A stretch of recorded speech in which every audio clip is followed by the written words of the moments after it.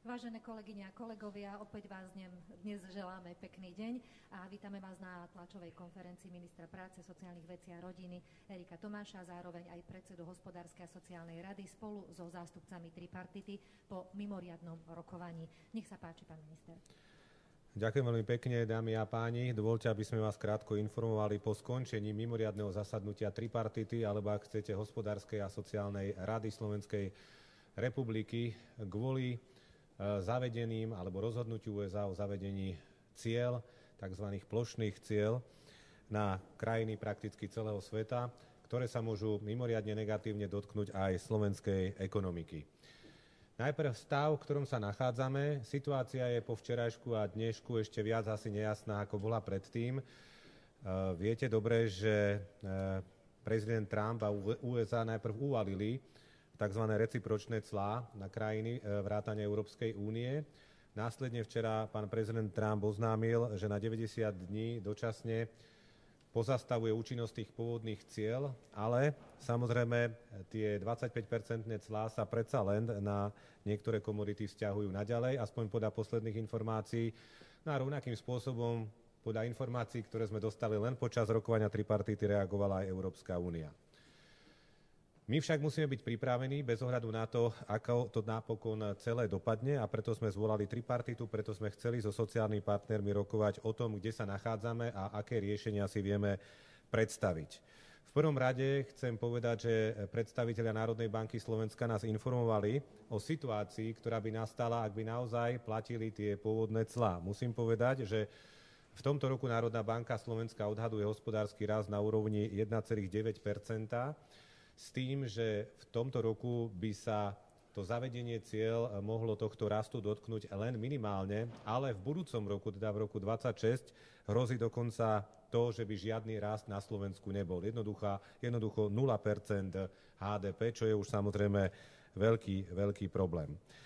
Druhá vec, o ktorej nás informovala Národná banka Slovenska, je, že by hrozil zánik 20 000 pracovných miest, ale opakujem, je to len odhad na základe pôvodných informácií.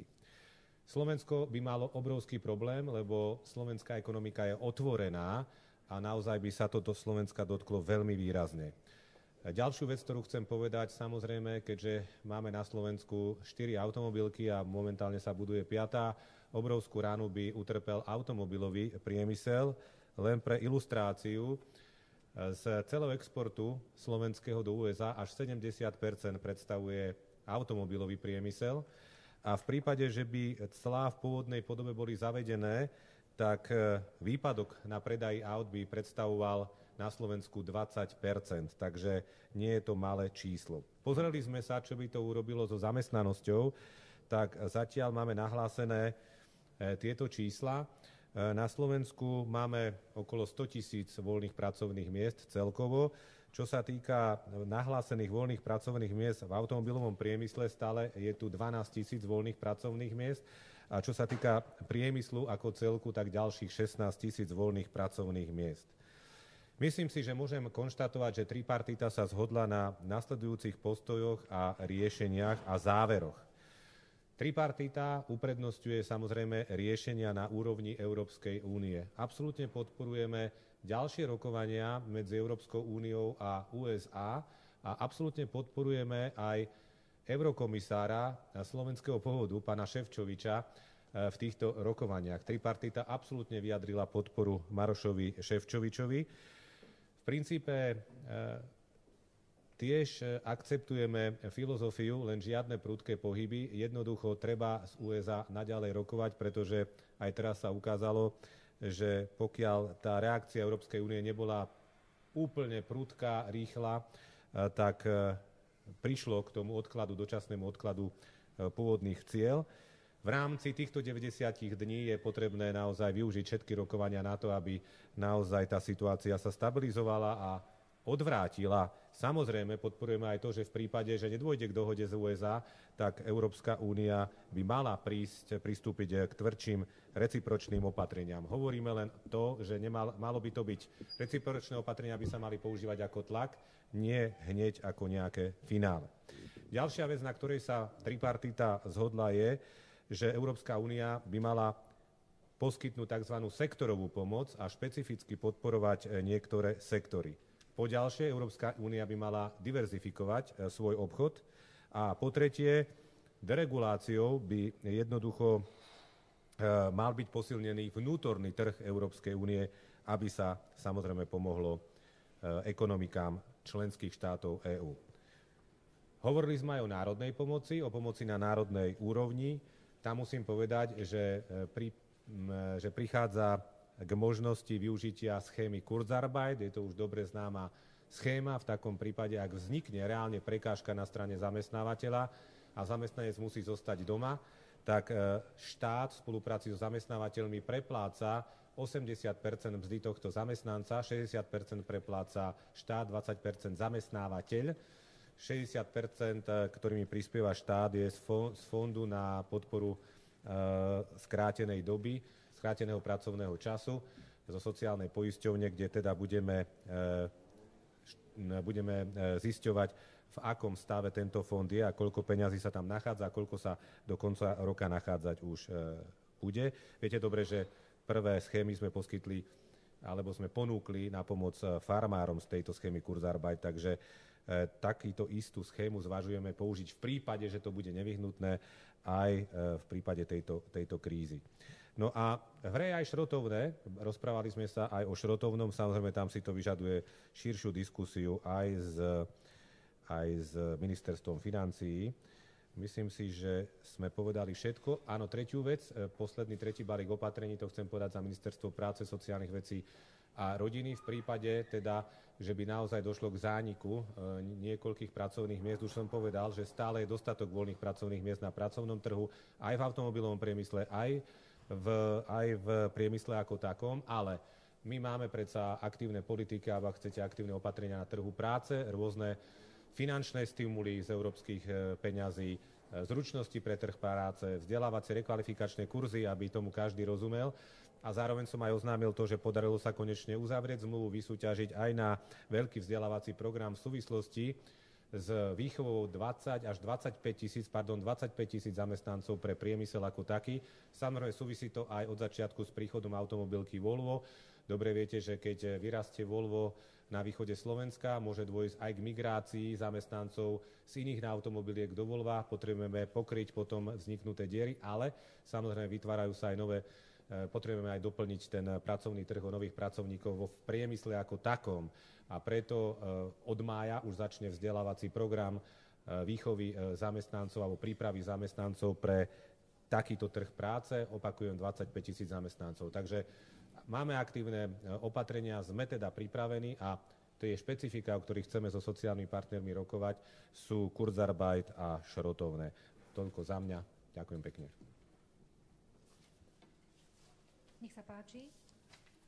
Pani Monika Uhlerová, prezidentka KOZ, nech sa páči. Ďakujem pekne, dobrý deň prajem. V prvom rade chcem oceniť aj z tohto miesta rýchle zvolanie Hospodárskej sociálnej rady Slovenskej republiky, ktorá okamžite reaguje na vzniknutú situáciu. Presne takto by mal byť kvalitatívne naplnený sociálny dialog. Sociálni partneri okamžite reagujú aj svojimi odporúčaniami, svojimi stanoviskami, poznaním situácie na vzniknutú akútnu situáciu. A veríme, že aj v najbližších obdobiach, ak náhodou budeme čeliť ďalším krízam, tak bude na ich riešenie využitý aj priestor sociálneho dialógu a Hospodárskej sociálnej rady. Keby som mala zhrnúť naše odporúčania, oni sa značne prelínajú aj s odporúčaniami alebo so stanoviskami našich partnerov, zamestnávateľov a značnú časť z nich pomenoval už pán minister, tak by som tieto odporúčania zhrnula do 3 základných slov. A to je diverzifikácia, koordinácia a konsolidácia. Keď sa dotknem koordinácie, všetci sme sa jednotne zhodli na tom, že uprednostňujeme, respektíve podporujeme jednotný európsky postup. Nie sú možné samostatné riešenia na národnej úrovni, tie môžu riešiť národné špecifika, ale postup by mal byť jednotný na európskej úrovni, respektíve na úrovni Európskej únie.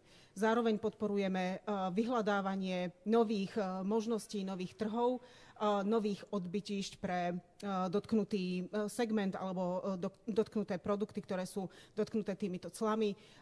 Z Ministerstva hospodárstva sme dostali uistenie, že či už uzatvárajú alebo doťahujú nové zmluvy s novými trhmi, či už je to v Ázii, v Latinskej Amerike.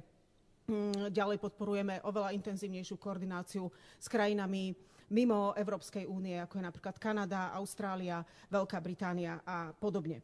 Čo sa týka samotnej diverzifikácie, je to dlhodobý proces, ale nedá mi nespomenúť už obdobie pandemickej krízy, kedy sme už vtedy volali po krehkosti, alebo teda komentovali krehkosť nášho hospodárstva z dôvodu veľmi nízkej miery diverzifikácie a orientácie len na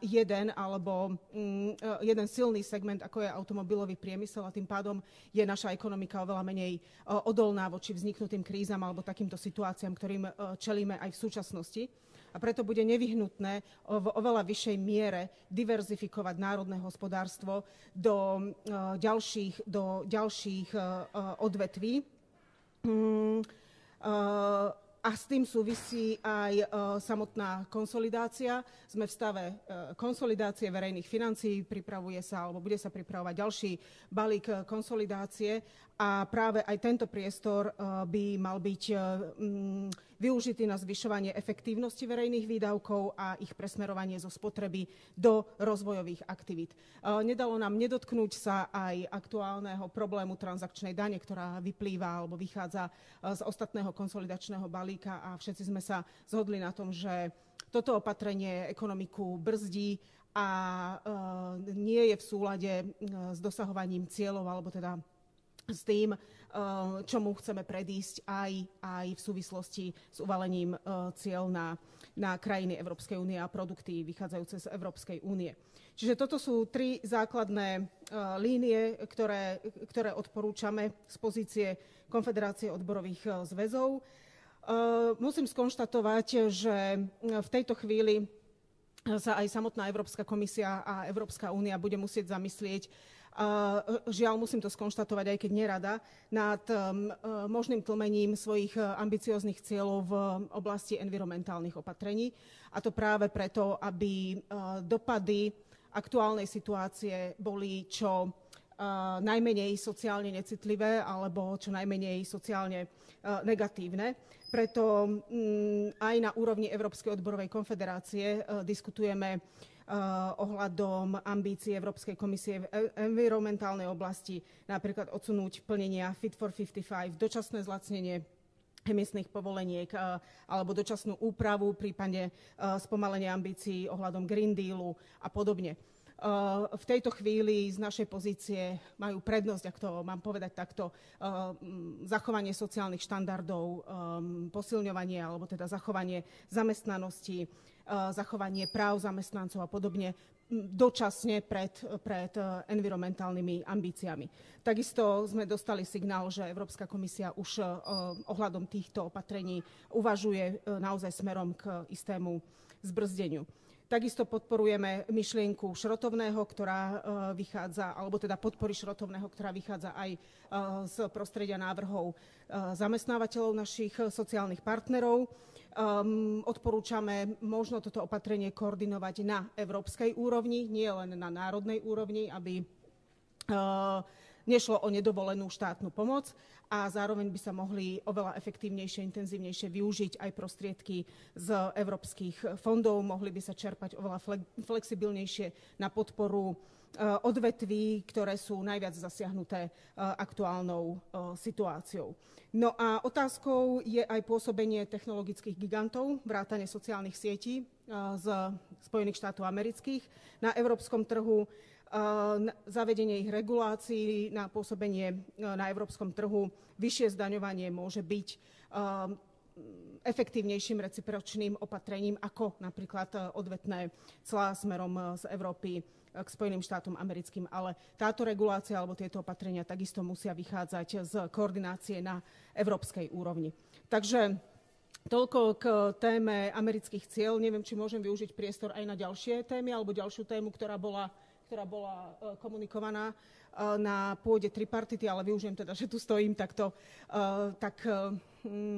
sa dotknem aj zákona o mimovládnych organizáciách, pretože aj túto tému a tento návrh zákona sme diskutovali na pôde tripartity. Opakovane zdôrazňujem, pretože sme o tom rokovali aj v decembri na pôde Hospodárskej sociálnej rady, kedy ten návrh zákona bol trošku v inom stave a v inom znení, ako je v súčasnosti, keďže prešiel aj niektorými alebo niekoľkými pozmeňujúcimi návrhmi. So zamestnávateľmi sme sa zhodli asi na všetkých pripomienkach, ktoré k tomuto návrhu zákona máme. Prvá vec je, že napriek tomu, že súčasný návrh, ktorý operuje s termínom lobbying a s nejakým jeho, povedzme, z môjho pohľadu pochybným vymedzením v tomto zákone, vypúšťa z lobbingu odborové organizácie a zamestnávateľské organizácie. Napriek tomu sa všetci zhodneme, že tak, ako je momentálne definovaný v tomto návrhu, tak nie je v poriadku a odporúčame tento návrh úplne stiahnuť alebo vypustiť a pripraviť novú právnu normu, ktorá by regulovala lobbying s tým, že stransparentniť svoje konanie by mali politicky a verejne činné osoby, nie občianske združenia alebo samotní občania, ktorí vykonávajú svoju občiansku participáciu a svoje občianske práva prostredníctvom občianskych združení a svojho organizovania sa v občianskych združeniach, v neziskových organizáciách, mimovládnych organizáciách a takisto aj odborových organizáciách, pretože odborové organizácie sú občianske združenia a sú súčasťou občianskej spoločnosti. Bolo nám komunikované, ja myslím, že to môžem povedať, že sa pripravuje samostatný návrh o lobingu, takže veríme, že v tejto súčasnej legislatíve, tak ako je to navrhované, neprejde, alebo teda bude úplne vypustený. Sporné zostávajú otázky týkajúce sa výkazu o transparentnosti, ktoré sa dotýkajú aj odborových organizácií, nie len iných občianskych združení. Voči tomuto máme vážne námietky z toho dôvodu, že odborové organizácie žijú a majú príjmy z členských príspevkov. Použitie členských príspevkov alebo zodpovednosť za použitie členských príspevkov nesú voči svojej členskej základni a voči svojim členom. Štát, verejná moc, úrad alebo autorita verejnej moci nemá čo kontrolovať použitie členských príspevkov odborových organizácií a členov odborových organizácií. V prípade, že odborové organizácie, občianske združenia, odborové zväzy a samotná konfederácia čerpajú prostriedky z eurofondov, tieto sú už v súčasnosti transparentne komunikované, prezentované a takisto ich použitie je viazané zmluvami, legislatívou a takisto priebežne kontrolované. Takže nie je potrebná ďalšia duplicitná legislatíva, ktorá by stransparentňovala použitie verejných zdrojov alebo prostriedkov, či už z účelových dotácií štátnych alebo z eurofondov. No a takisto ako problematické vidíme opatrenie, ktoré sa týka tzv. Infozákona, povinnosti v zmysle infozákona poskytovať informácie o používaní verejných zdrojov.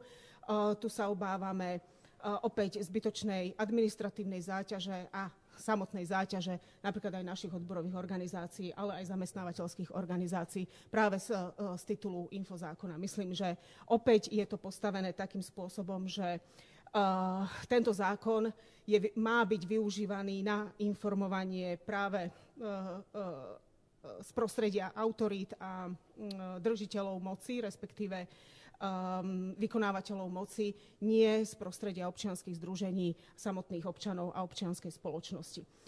Keby som to mala zhrnúť, tak v podstate samotný lobbying veríme, že bude vypustený a tie ostatné ustanovenia, napríklad výkazu o transparentnosti, predstavujú len zbytočnú administratívnu záťaž a duplicitnosť. A tým pádom summa summarum ten zákon a ten návrh, ako je v súčasnosti prezentovaný a napísaný, v akom je stave, je úplne zbytočný. Čiže odporúčame ho úplne stiahnuť. Ďakujeme. Ďakujeme, nech sa páči. Pán Beliajev, Asociácia priemyselných zväzov a dopravy, pán prezident. Nech sa páči. Dobre, čiže ja sa vrátim späť k zákonu o clách, ktoré navrhol americký prezident. Vzhľadom k tomu, že Zväz automobilového priemyslu je členom Aliancie priemyselných zväzov a dopravy, tak vám dám k tomu trošku podrobnejšie informácie. Čiže automobilový priemysel tvorí zhruba 30 slovenského exportu a zhruba 10 HDP. Čo sa týka vývozu do Spojených štátov, tak vývoz do Spojených štátov pre automobilový priemysel a jeho súčasti tvorí zhruba 4 HDP. Konkrétne je to zhruba 96 000 vozidiel v objeme zhruba 6,2 miliardy eur. Automobilový priemysel si urobil nejaký test elasticity, čo by to znamenalo, keď tie clá sú zavedené. Treba povedať, že skutočne napriek rozhodnutiu amerického prezidenta clá 25% na automobily ostali v platnosti, clá 10% na súčiastky a diely sú posunuté o 1 mesiac, čiže tie by mali platiť od 1.5. a tie zvyšné 20% clá sú posunuté o 90 dní. Čiže zhruba sa očakáva výpadok pri tom teste zhruba 25%, čo znamená zhruba 20 000 aut. Ak si zoberieme, že 20 000 aut vypadne z vývozu do Spojených štátov, jedná sa o výpadok zhruba v exporte 1,1 miliardy a výpadok príjmov štátneho rozpočtu, ak to zoberme komplexne spolu s daňami zamestnancov a všetkých ostatných, očakáva sa zhruba 100 miliónov. Ak by tieto clá trvali dlhodobo, tak by bolo ohrozených zhruba 9 až 15 000 pracovných miest na Slovensku priamo v automobilovom priemysle. Najviac ohrozenými firmami budú Volkswagen, ktorý exportuje do Spojených štátov zhruba 16% svojej výroby, a Land Rover Jaguar, kde je to ešte viac a exportuje zhruba 23%. Čiže to sú také tie dáta, ktoré dneska existujú. To, čo sme diskutovali na tripartite, bola otázka, ako v dlhodobom horizonte, ak by sa to nezmenilo, pomôcť automobilovému priemyslu. Čiže boli tam presne otázky, ktoré už povedal aj pán minister, je to otázka Kurzarbeitu. Vy viete, že zamestnanci si platia príspevok do Kurzarbeitu. Podľa našich informácií by sa tam malo nachádzať v súčasnej dobe zhruba 30 miliónov eur, z ktorých asi časť bola použitá na slintačku a krivačku. Treba povedať, že samozrejme to není okamžitá potreba. A to, že Jaguar Land Rover pozastavil vývoz aut do Spojených štátov, to neznamená, že ich niekde odstavil, to znamená, že on ich bude predávať. Ale ak by to trvalo dlhšie, tak samozrejme tie auta sa stratia z výrobného procesu a vtedy môže nastať problém. To znamená, je otázka, ktorú sme povedali Ministerstvo práce a sociálnych vecí, či súčasná právna legislatíva umožňuje do Kurzarbeitu zahrnúť aj takúto prekážku, ktorú urobili Spojené štáty americké. A druhá vec, ktorú sme diskutovali, že my predsa ako Slovenská republika takisto máme možnosť pomôcť tých 20 000 aut umiestniť aj na domácom trhu. Áno, to bola tá otázka šrotovného, to bola tá otázka podpory energetickej infraštruktúry na nabíjanie a ďalších vecí. Tieto veci sme diskutovali, myslím, minulý týždeň aj s pánom Matušekom, keď sme sa stretli s ministerkou hospodárstva pani Denisou Sakovou. Takže uvidíme, aké z toho budú výsledky a čo sa bude diať ďalej. Ďakujem. Poprosím ešte prezidenta Asociácie zamestnávateľských zväzov a združení pána Rastislava Machunku. Príjemný dobrý deň, dámy a páni. Obrovská neistota, ktorá dnes panuje na medzinárodnom obchode, už sama o sebe znamená obrovský problém. Vo Washingtone DC teraz začína nový pracovný deň a nevieme, čo prinesie. Včera to boli na záver dňa nášho dobré správy, ale dnes to môžu byť zase zlé správy. Nech to dopadne akokoľvek, vždy je pre nasledujúce obdobie kľúčové, aby Európa zvýšila svoju konkurencieschopnosť, pretože dlhodobo zaostáva za ďalšími trhmi, ktoré medzi sebou budú nevyhnutne viac kooperovať, či už ide o ázijský trh alebo trh Južnej Ameriky, ktorý sa nám otvorí, ak sa dotiahne dokonca dohoda s Mercosurom. Slovensko je na tom ešte horšie ako celá Európa. V Európe máme zásadné problémy jednak s cenami energií, ktoré sú 3- až 4-násobne vyššie ako napríklad v Spojených štátoch.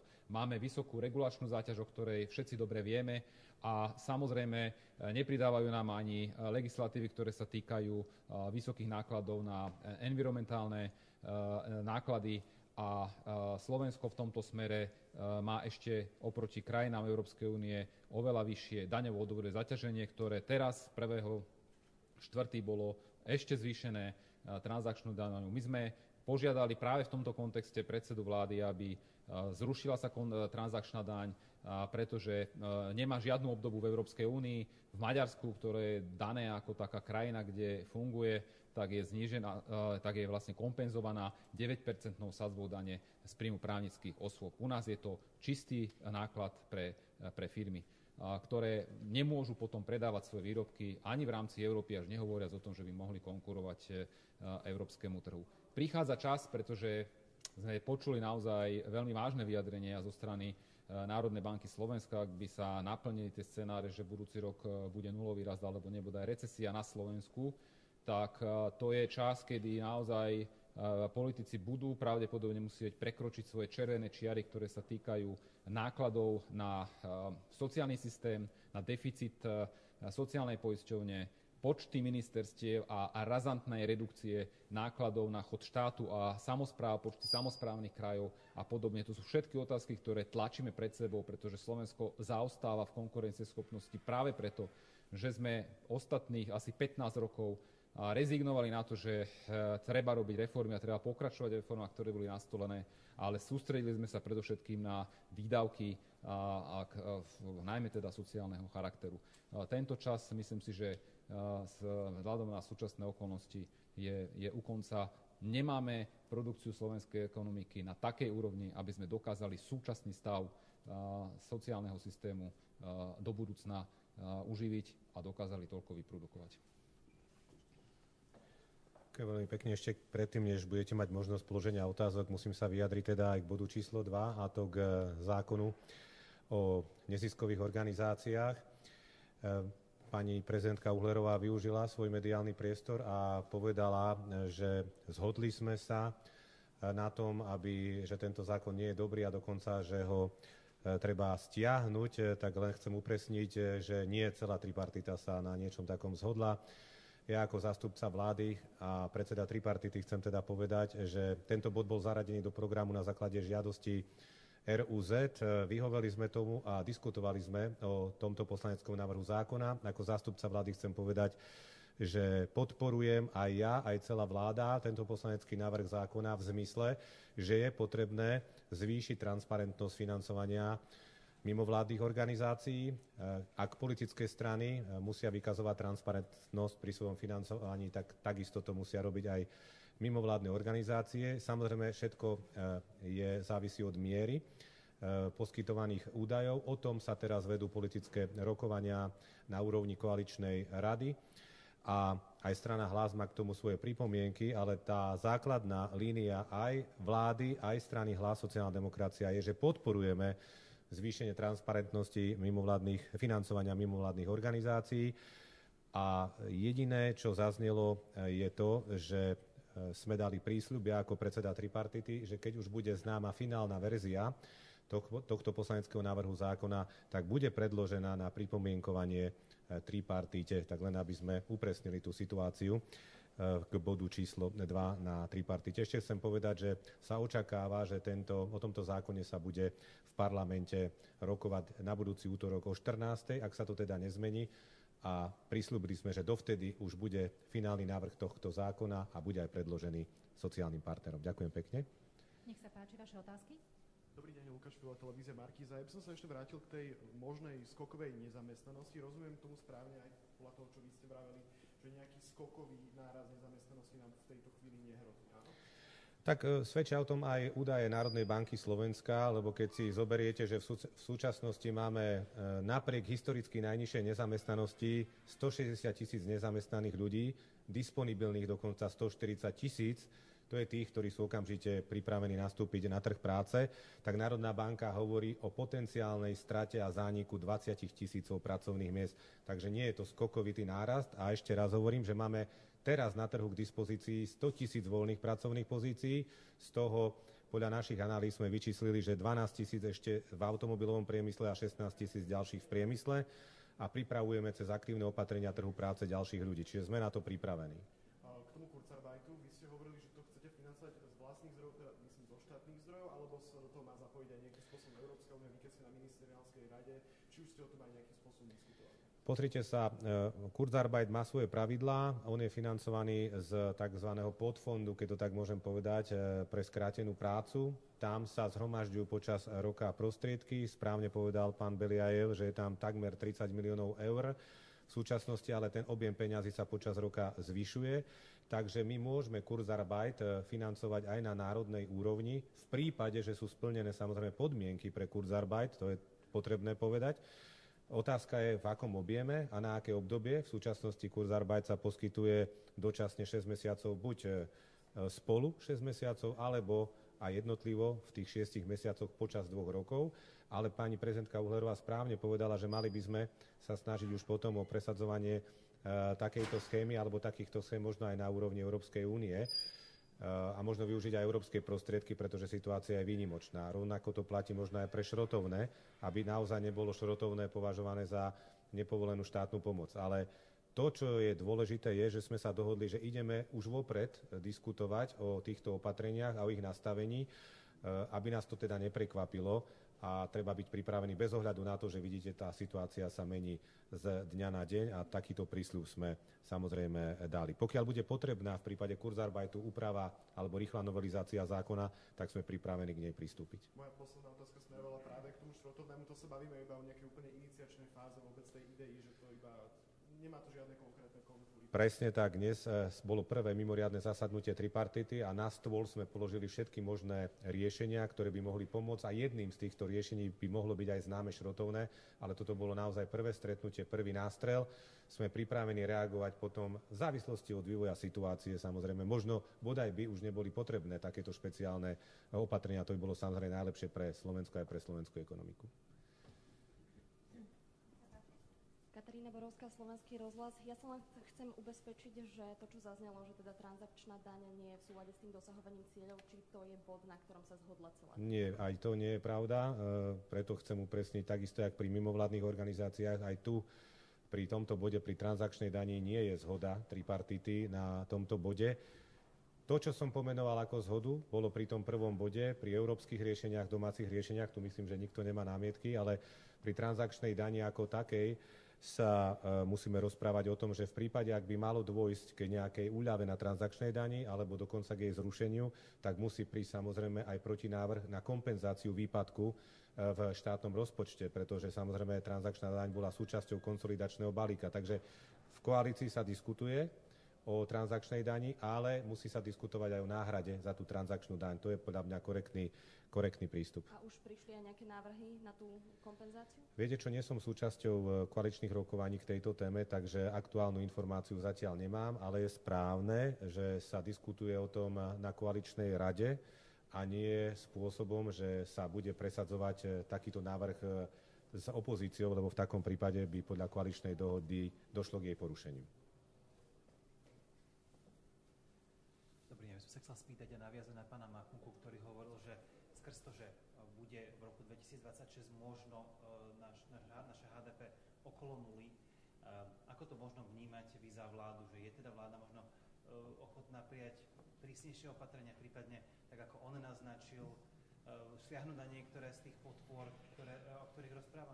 Hovoril som o tom aj ja, pretože aj pán Machunka a ja sme vychádzali z prognózy Národnej banky Slovenska, ktorá nám bola predstavená na začiatku tripartity. Ja som rád, že prišiel aj zástupca Národnej banky Slovenska, ktorého sme pozvali.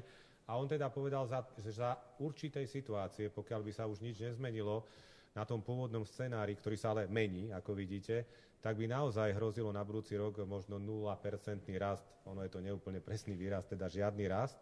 A budeme musieť samozrejme na to reagovať, aké vytvoriť mechanizmy na podporu ekonomiky a hospodárskeho rastu, ale sme ešte príliš ďaleko.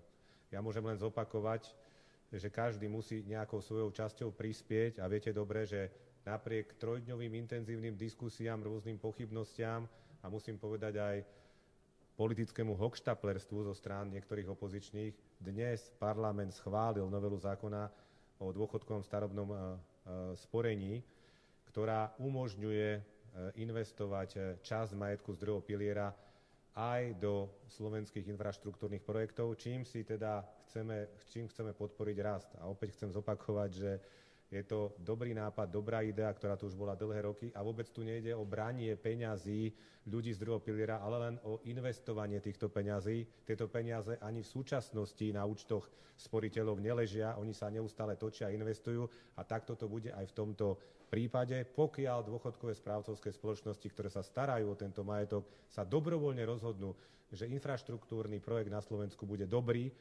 aby priniesol výnos týmto sporiteľom, tak investujú a pomôžu aj štátu. A čo je dôležité, tento zákon dnes prešiel ústavnou väčšinou 100 hlasov poslancov, to podporilo teda aj veľká časť opozície, podporili to aj strany KDH, SAS. Čiže toto bol taký prvý krok, ale to samozrejme len hovorím ako možný príklad toho, ako by sme túto situáciu mohli riešiť. Chcem povedať druhýkrát, bodaj by sme nemuseli riešiť situáciu ako nulový hospodársky rast alebo nebodaj recesiu. Ďakujem. To bola posledná otázka. Áno, nemáte žiadne otázky, tak vám želáme pekný deň. Ďakujem veľmi pekne. Pekný deň.